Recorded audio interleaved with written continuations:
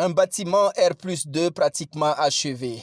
Il est constitué de pavillons et d'environ 80 bureaux pour des chercheurs. Il s'agit là du tout nouveau siège de l'INES, l'Institut des sciences des sociétés, un démembrement du CNRST, Centre national de la recherche scientifique et technologique. Derrière la conception de ce chef-d'œuvre, Ali Sino, l'un des tout premiers architectes du Burkina Faso. Il nous livre quelques caractéristiques de l'infrastructure. Et nous sommes là au niveau donc de l'entrée principale du bâtiment qui est fait de sorte que nous respectons en quelque sorte l'environnement du point de vue orientation du bâtiment.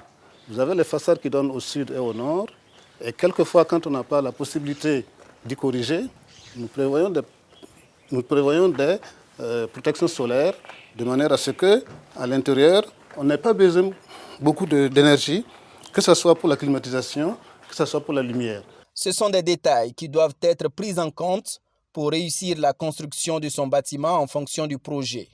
Et des bâtiments de ce type, Ali Sino en a construit une centaine tout au long de ses 34 ans d'expérience du domaine de l'architecture.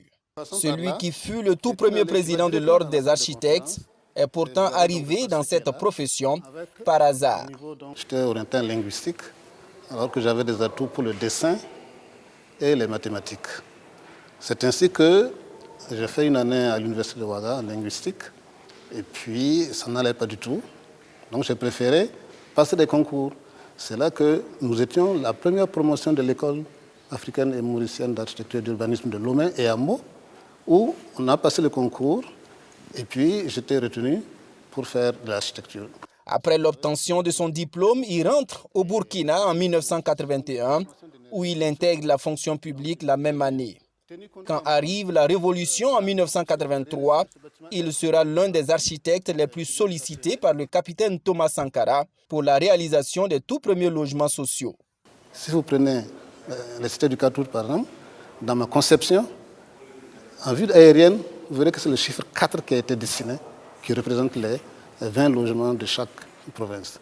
Mais une autre anecdote que je vais vous signaler, c'est qu'on faisait également l'urbanisme, on faisait le lotissement au niveau donc, de l'administration et tout ça. Et on allait sur le terrain. Une fois Sankara était arrivé, il nous regarde en train de travailler, il dit « Mais vous, là, les architectes, là, vous êtes là, vous perdez le temps et tout ça. » Si lui sort son PA, il tire comme ça, c'est pas une route. Il tire comme ça, c'est pas une route. Et le lotissement est fait. Des années révolutionnaires à nos jours, ce doyen pense que le visage de l'architecture burkinabé a considérablement évolué tant sur le plan des matériaux de construction que sur celui de l'esthétique. Mais il regrette que les Burkinabés n'aient pas encore adopté l'architecture dans leur projet de construction. La méconnaissance surtout du travail de l'architecte fait que les gens préfèrent aller voir un technicien, un maçon ou un ingénieur. Un ingénieur n'est pas un architecte et un architecte n'est pas un ingénieur, c'est un collaborateur. Il faut qu'un architecte fasse donc une étude pour qu'un ingénieur fasse des calculs de béton armé, de structure, ainsi de suite. Donc chacun a son rôle indépendamment de l'autre.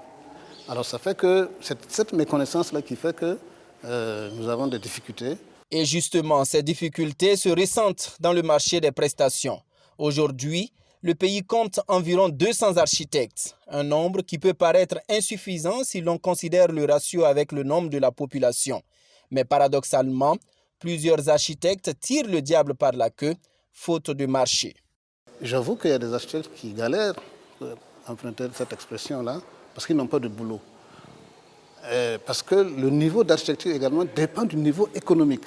Plus l'économie va, plus l'architecture va. Parce que voilà, on ne peut pas ériger un bâtiment tant que vous n'avez pas les ressources nécessaires pour les réaliser, ainsi de suite. À tel point que le souhait, c'est qu'effectivement, il y ait un développement économique qui permette d'employer les architectes comme il le faut. Ali Sino pense qu'il faudra un changement de mentalité chez la population pour inverser la tendance. Car contrairement à ce que pensent bon nombre de personnes, s'attacher les services d'un architecte n'est pas un luxe, mais une nécessité. Quelquefois, le côté bling-bling de la façade, de l'architecture, du bâtiment prend le pas sur le côté fonctionnel. Et là, je tiens à le dire parce que simplement, il y a des situations où nous avons vécu des situations où, en allant à l'intérieur de ces bâtiments-là, on se rend compte que la fonctionnalité n'y est pas. On se rend compte que, vous imaginez, nous avons autant de soleil et vous avez tous ces vitrages-là qui sont exposés au soleil, c'est des serres que l'on crée dans ces bâtiments-là. Et la question de l'énergie se pose fondamentalement. Ali Sinan, c'est plus de 30 ans d'expérience dans l'architecture. Ceux qui l'ont côtoyé ont forcément été marqués par son travail. C'est le cas du professeur Roger Nébier, ancien directeur du CNRST. Il est très rigoureux, très intransigeant et, ma foi, il ne caresse pas du tout dans le sens de poil, en tout cas les acteurs qui ont eu le marché, puisque dans le temps, souvent, ce que je suis venu trouver en tout cas, l'architecte qui avait dessiné les plans, il a en même temps le suivi contrôle. C'est vrai qu'aussi, il y a la DGAC, mais il y a le LNBTP aussi, mais il est là également. Donc, il insiste pour que ce qu'il a prévu dans ses plans soit respecté à la lettre. Considéré comme l'un des précurseurs de l'architecture au Burkina Faso, Ali Sinan a reçu plusieurs distinctions au plan national et international. En 2003, il est lauréat du prix d'or de la qualité reçu à Francfort en Allemagne. Mais avant, en 1984, sous la Révolution, il a été décoré de la médaille du mérite de la RDP, la Révolution démocratique et populaire.